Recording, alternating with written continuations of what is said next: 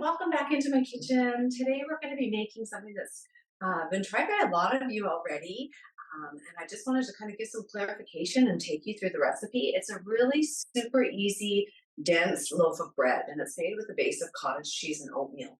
And it's just like super delicious and so quick and easy to put together. So I just wanted to share that with all of you today. And I hope that you'll try it out and let me know what you think. It's nice to be able to bring some breads back into my diet and be able to eat something that I feel like is giving me a little bit of protein. It's quite dense. I'd like to compare it kind of to like a bagel. It can be just cut into slices and just eat, stored in the fridge for the week, and it works just really well. You can toast it, you can eat it just as is, and it's super yummy. And there's kind of like nuts, and it's dense and it's chewy, and it'll satisfy all of those cravings. So just as a little rundown, there's about 178 calories in each slice, and there's 5 grams of fat and about almost 10 grams of protein and 22 grams of carbs. So that's kind of the breakdown, the macro breakdown. We are going to go ahead and get our oven started and preheated to 350 degrees. I'm just going to grab the ingredients. There's not actually that many, so I'm going to start by grabbing my mixing bowl. And then out of the fridge, we're going to get some cottage cheese and some eggs. So let me grab those and we'll dive right in.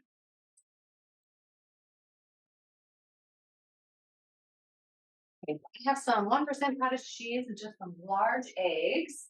I'm also going to grab out of my cupboard some of the seeds that are going into it. I have some flax seed, I have some hemp seeds, and then I also have some pumpkin seeds.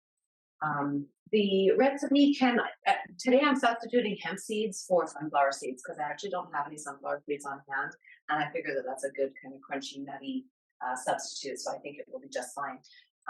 Also going to grab some large flake oats, some oatmeal, and also some baking powder and some salt. Okay, so we are going to go ahead and start. We'll probably prep our baking pan first and foremost. Because once we kind of get into the rest of this recipe, your hands get kind of sticky. It's kind of when we just dive into the bowl with your hands and put it all together. So I'll grab my parchment paper and then just a plain flat cookie sheet. So I'm going to line that sheet with some parchment so that that will be ready to transfer my ingredients once my hands are kind of all messy and ready to go. Okay, so I've gone ahead. One of the things that I like to do with this recipe is it calls for 5 cups of oats. And I actually enjoy blending part of that 5 cups. So I've taken 3 cups of my whole flake oats and I've gone ahead and blended them down into kind of like an oat flour. So I'm going to throw that into my bowl here. And then I will add the remaining 2 cups. I feel like it kind of gives a little bit more interesting texture because some of it's blended, so it's really fine, and then some is still the big whole oat to kind of give it that texture in each slice. So to me, that's just kind of how I go ahead and break that down. So I'm going to, since that's 3 cups of oats, I'm going to add 2 more cups to that bowl. And then for that, we're going to go ahead and take 2.5 cups. Measuring spoons while I'm in here. I'm going to take my cottage cheese and I'm going to add 2.5 cups of cottage cheese to the bowl.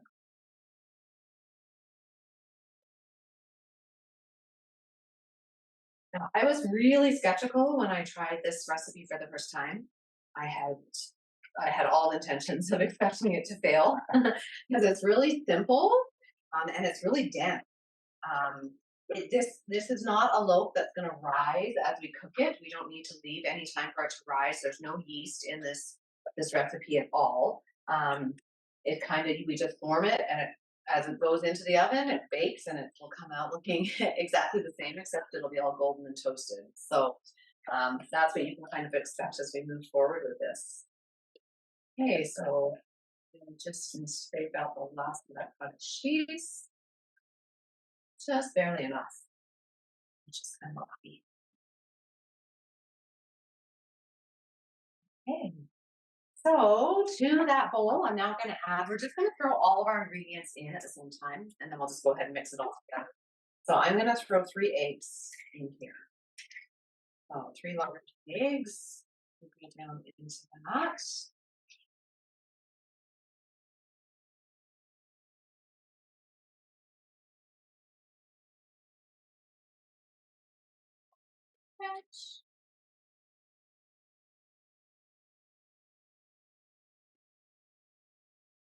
And then I'm going to add some baking powder and some salt. So we need 1 teaspoon of baking powder and half a teaspoon of salt. I'm just going to approximate my salt. Half a teaspoon. There we go.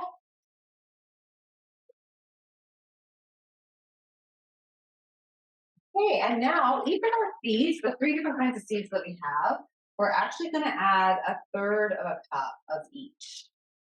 Okay, so that makes it really easy. We're going to do 1/3 of a cup of those hemp seeds. We're going to do 1/3 of a cup of the pumpkin seeds. I get them open.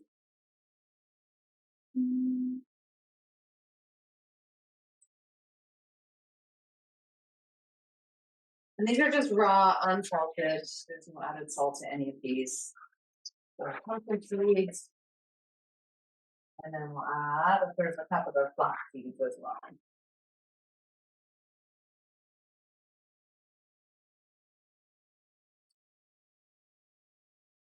Okay.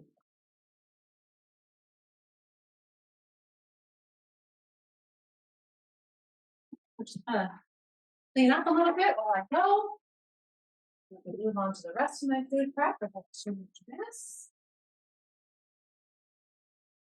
Okay, so from here, I'm just gonna start with a mixing spoon, and I'm just gonna start to like chop and blend those ingredients together. Okay, once we kind of get things all incorporated, I'm gonna throw my hands in here and do some kneading to get it to kind of form a dough that will all stick together really nicely. You kind of need to like squish some of the moisture out of the cottage cheese to absorb some of that the flour and the dry ingredients.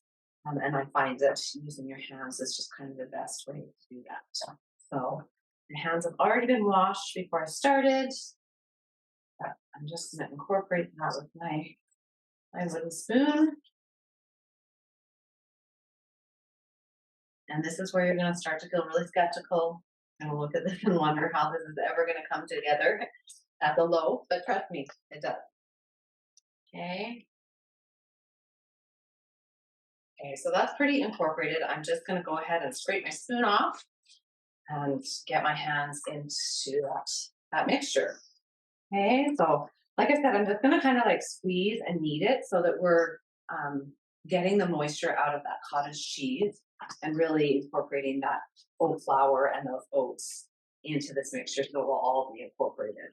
Okay, I'm just kind of squeezing it through my fingers, just kind of making it, it's a big, wet, sticky, mushy dough. Okay, and that's exactly how it's supposed to be. I've been making this recipe every week since I found it. I have a loaf a week and I love it. After it's all baked, we're going to cut it into, I like to cut it into like 16 pieces, thick pieces. You can cut it narrower if you want them to be a little bit lower in calories. But I like kind of a thick, chewy piece of toast, whatever it is for breakfast. Okay, so now that's all kind of incorporated, so I'm actually just going to slop it down onto the parchment, and you can see through my hands. I wanted to get that parchment and that pan ready beforehand. So I'm going to try to kind of clean some of this off my hands, and then I'm just going to form this into a nice shaped loaf. Okay, and you're just going to have to eyeball this and pre-form it.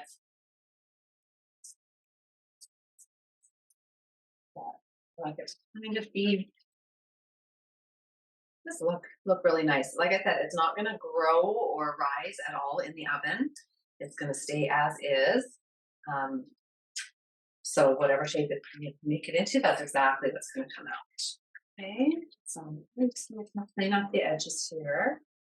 I'm gonna wash my hands off quickly, give them a quick little rinse, and then I'll finish adding that all together.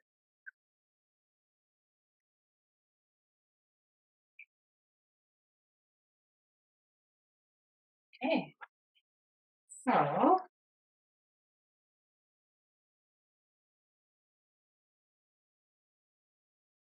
I like it to be a little bit narrower on the ends. You can see the shape of that, how it's kind of coming together. Um, I would guess it's probably about 2 inches high in the center. Um, maybe a little bit more than that, maybe 2.5 inches high. But basically, kind of the shape of like a loaf of French bread, kind of narrower at the end, kind of football shape. Okay, so that's all we're gonna do for that loaf. You can see that size there. Again, just gonna give myself a quick little rinse, and I am just gonna throw this into the oven. So it really doesn't need much babying at all. It gets cooked for 1 hour, depending on how your oven cooks. Mine cooks a little uneven, so I will often rotate my pan halfway through just so that the golden color is equal on all sides. But like I said, it's going to be very dense. It's going to be golden brown on top. I'll post some pictures of the finished product, but you can just let it cool a little bit, and then you can go ahead and cut it into your slices and just store it in a Ziploc bag in the fridge. And this will be your new favorite addition to your food prep every week. So I'm going to throw that in the oven. So here's the finished product. Out of the oven, thick, dense, like I told you, golden brown, exactly the same shape as when we put it in. Now we're just gonna go ahead and cut this up, okay? So I'm just gonna split it in half so you can have a look and see how it looks on the inside, okay? So you can see it's turned into some really nice, thick, chewy, seedy bread for you to enjoy all week long. So I'm gonna go ahead and just continue to cut that into equal parts. I hope that you really enjoy this bread recipe. Let me know when you give it a try.